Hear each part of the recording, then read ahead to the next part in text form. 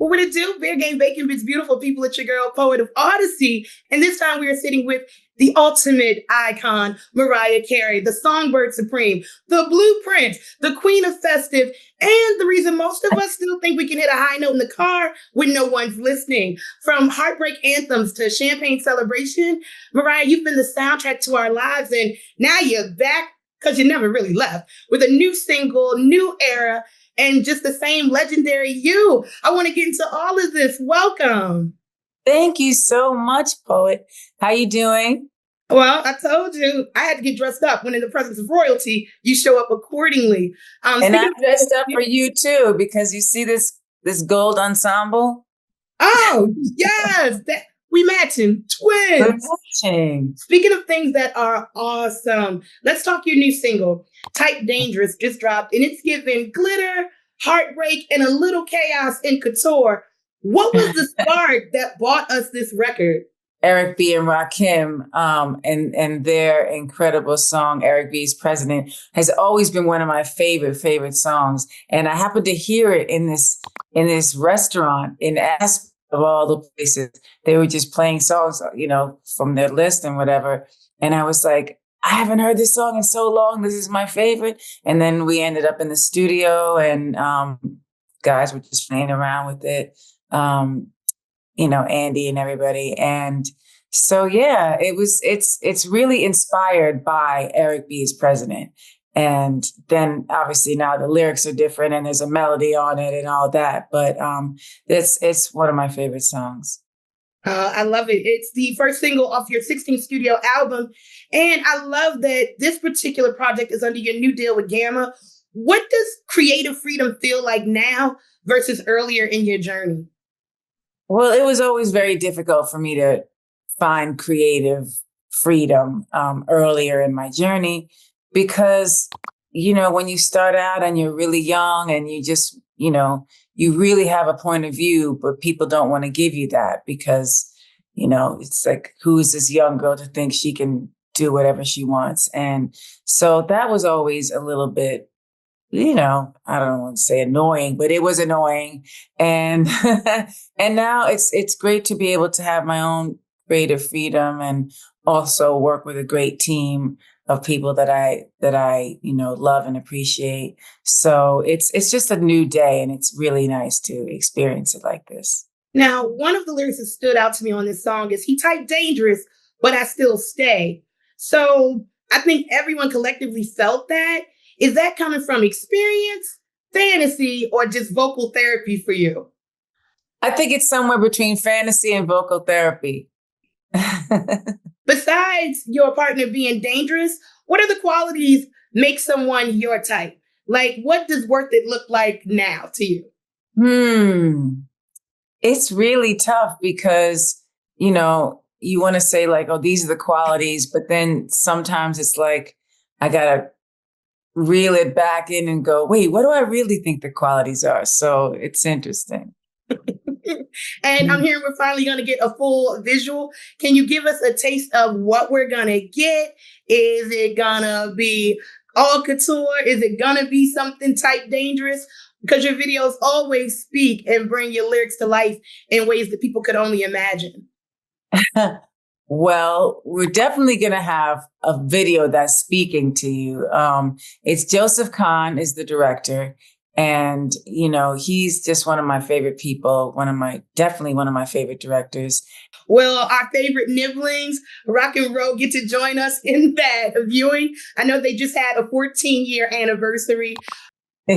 Raising teenagers, what have they taught you most recently as you step into this new era, as you bring us new music while still momming and looking fabulous? Well, they're my babies, no matter whether they're 14 or 4. Like, I love them so much. And, yes, they do have their own things that I can look at and go, oh, that's cool how they just did that. Or, they'll have a song that they really like and just sing it. It's me looking at myself as a kid. It's different, but it's still the same. I love that. Now, let's talk you. Helping us cry, heal, and cut off the wrong person for possibly the 5th time. Have you ever Mhm. been able to just sit and see your impact and how you are an intricate part of Black culture as we have this conversation in Black Music Month? Like you've been a part of all parts of our lives? I mean, that makes me feel like I'm worth something. You know what I mean? That's one of the biggest things that I could think about and really just be about.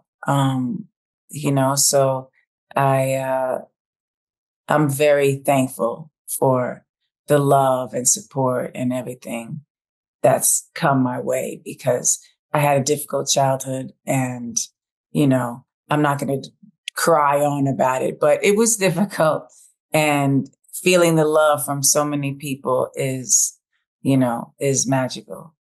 I know our journeys are not the same. I grew up in foster care and had a little rough tumble with the first cards dealt in my life, but I feel like you have been inspirational in helping a lot of us phoenixes rising. That every time we see you, we're reminded that, yeah, some ebbs and flows in life will life, but look at how the roses will still grow from the concrete. Thinking of your catalog, is there a deep cut or a fan favorite, maybe not even a big single, that still gets you in your feelings when you perform it live? There's one song that I love, love, but I don't usually perform it live. But it is, I would say, of my catalog, it's definitely one of the like top five favorites. And it's from the album Daydream, and it's called Underneath the Stars. Oh, I love that. I asked to sing a little bit of it, but since I don't want to hold you up for so long, you were just honored with the Ultimate Icon Award at the BET Awards. When you look back now at your career and your journey, what does it feel like to receive your flowers, especially from your community and the culture, and while you're here to see them, embrace them, and smell them? Mm, it was just such an incredible feeling to be there at BET that night and to be receiving my first BET award. And then having it be the Ultimate Icon Award. That was, it was amazing. And then Buster was introducing me. I walked on, I saw him, and I was just like, ah. It's like being in a whole room of friends and people that you love. That was an amazing part for me. I love that. And since you are the ultimate icon, we got to talk. You touring the world. You just recently played sold out shows in China. You're headed to more international stages, Brazil, Australia, currently in the UK. How do these global crowds energize you differently? Like, we love you over here, but as you touch these international spaces, what does that feel like?